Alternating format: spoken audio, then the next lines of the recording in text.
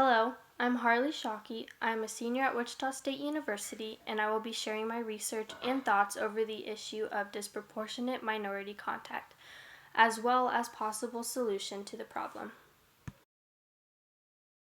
Disproportionate minority contact is the phenomenon in which minority populations, generally the youth, are unequally represented in statistics regarding contact with criminal justice officials.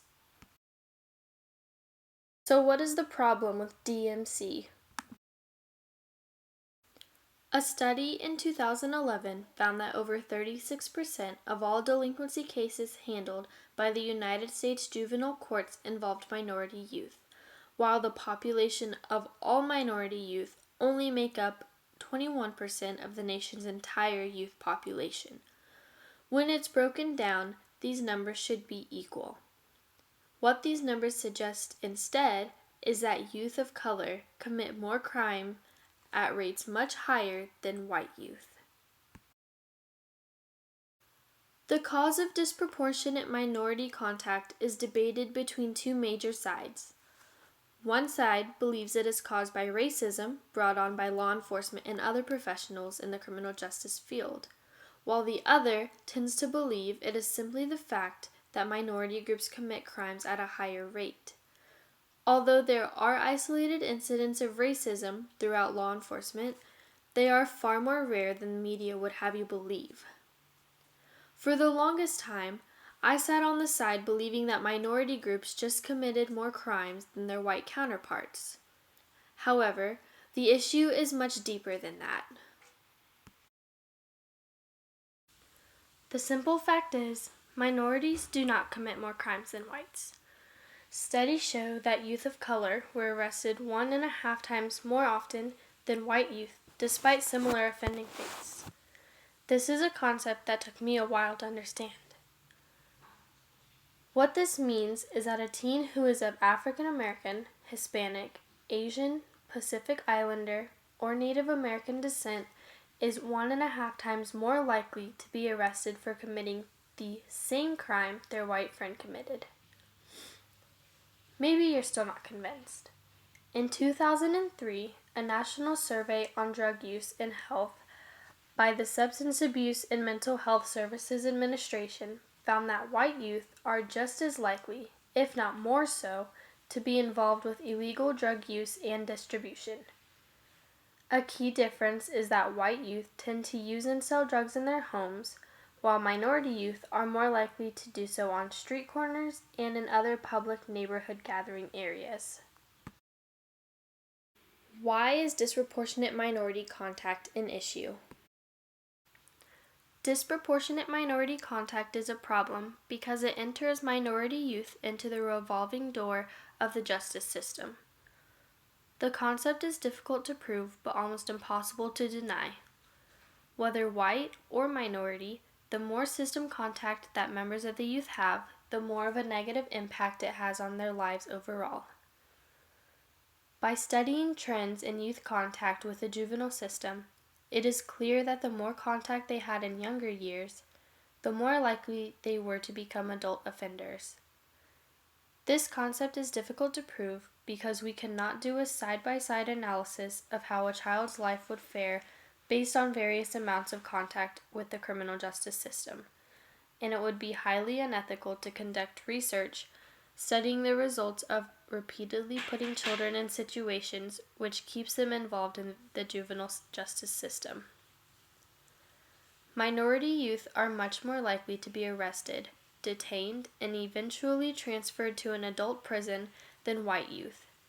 Minority youth are also more likely to be tried as adults and sentenced to adult prison. One year, 3/4 of the 4,100 new admissions to adult penitentiaries were made up of minority youth.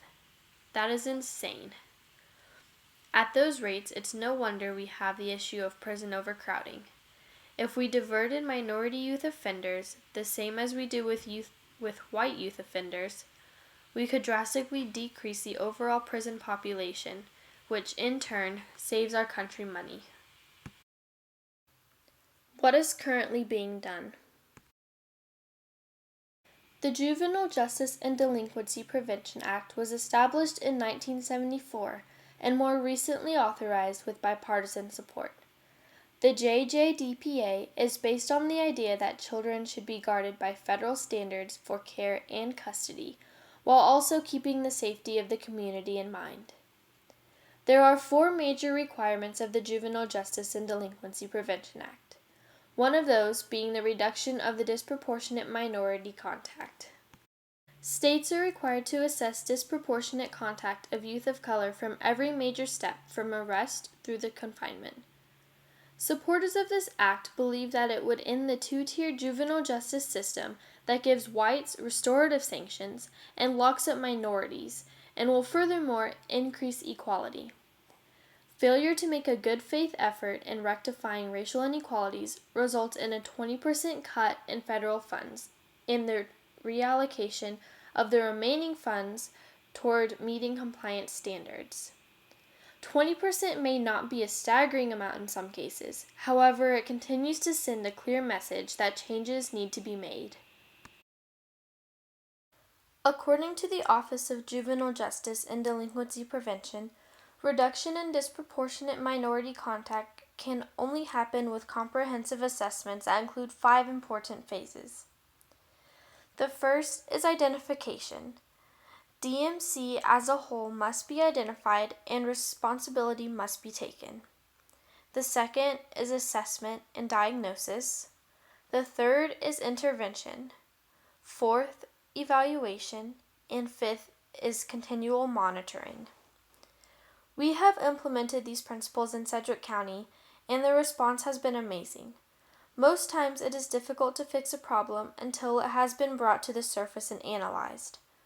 Oftentimes, disproportional minority contact begins with the contact of a law enforcement officer. Because of this, there is the stigma that law enforcement officers are racist.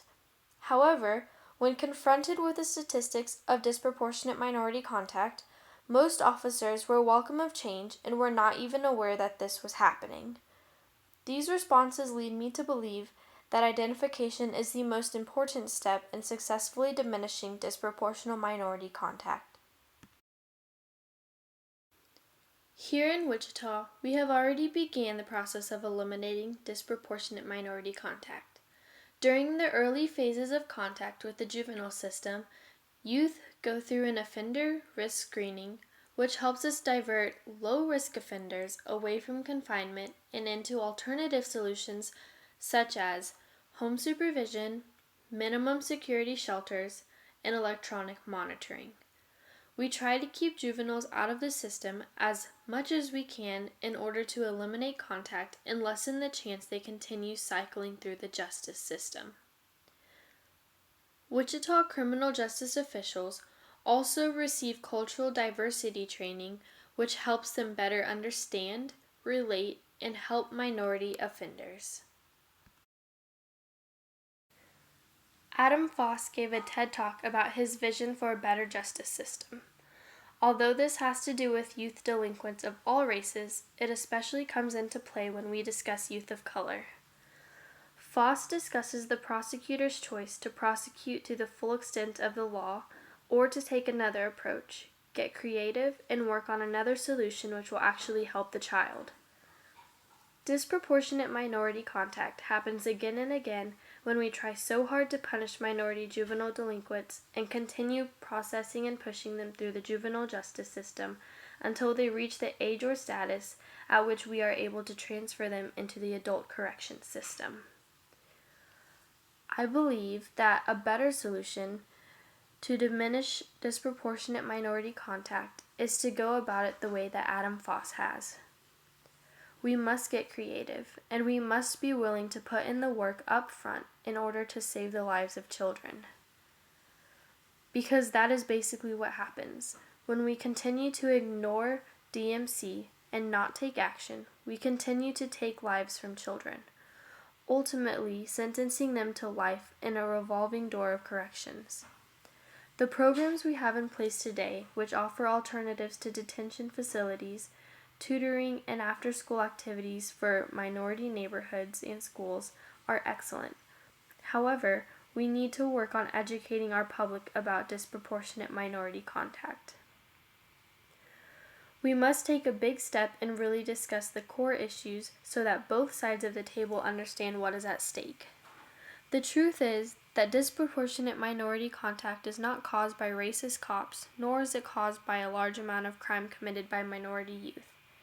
DMC is caused by lack of education, and the only way to save our youth is to begin by educating ourselves.